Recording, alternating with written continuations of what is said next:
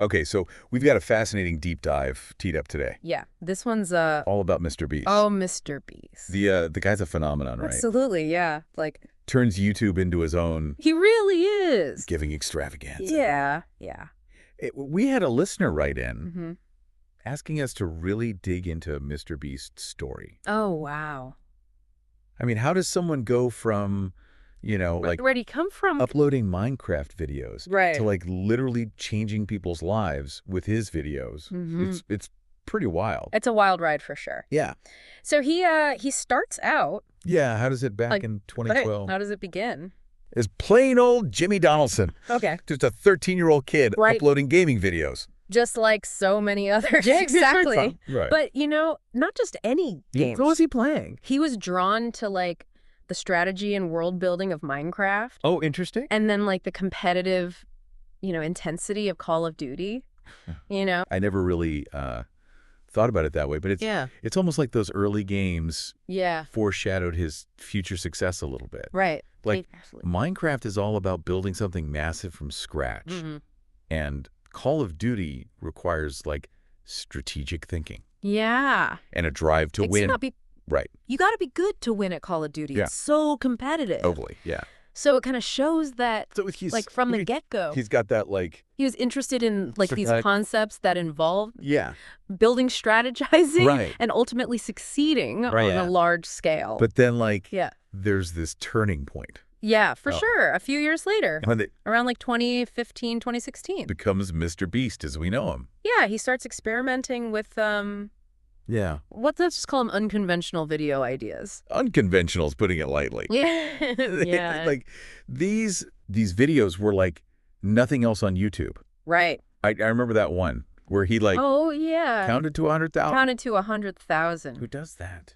It's crazy. And it, like, blew up. It blew up, yeah. Like, what do you think he tapped into with Like those early videos What was it?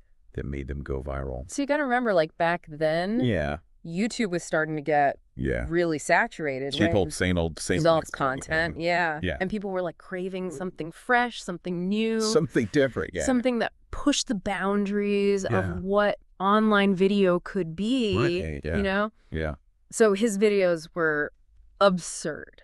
Yeah. They were totally absurd. Like bizarre. Bizarre, yeah. But they were also, like, strangely compelling. But they were compelling. Yeah. Yeah. You couldn't stop watching. Yeah, they tapped into this, like, Right. growing fascination with the unexpected Totally. and, like, a desire for feel-good content. In a world that was often pretty cynical, Absolutely. you know? Yeah. So it wasn't just about the shock value. Right. It was also about, like, It was about breaking the mold. giving people something Yeah. they'd never seen before. And then philanthropy comes in. Right. Like, that's a total game changer. Like the tipping Oh, yeah. videos early on, Yeah, like tipping servers. like hundreds of dollars. Hundreds of dollars. Right, or donating thousands to small streamers. It's like, No, it wasn't just about, like, it was like the money. this crazy generosity. It was about creating these Yeah. really compelling emotional stories. Right. And it made the viewers feel something.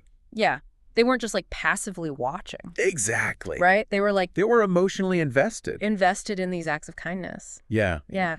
That brings us to Then the scale. the evolution of his philanthropy. Right. It goes from small acts of generosity More acts. to these massive projects. Right. Like the real life Squid Game recreation. Yeah. Or planting millions of trees. It's crazy. I know. It's How does he it's mind boggling. all pull it off? Well, it all comes back to strategy. Okay. He understands that Yeah. entertainment and philanthropy Yeah. can be incredibly powerful Yeah. when they're combined. Yeah. He's not just appealing to like Right. a niche audience. It's like, oh, I love charity. Right. He's capturing the attention of like a global audience Yeah. who are drawn to the spectacle, The spectacle. but yeah. also inspired by Yeah. the positive impact. Yeah, No, it's brilliant. It is. But then you also got to remember Oh, yeah. that this guy is, like, He's a brilliant entrepreneur. brilliant entrepreneur. It's not just creating these amazing Oh, yeah. philanthropic projects. Right. He's built entire businesses to support them. He has Mrbeast Burger. Mrbeast Burger. The Feastables. Feastables, yeah. These aren't just like... They're not just side hustles. These are smart investments. They're smart investments. That allow him to keep giving back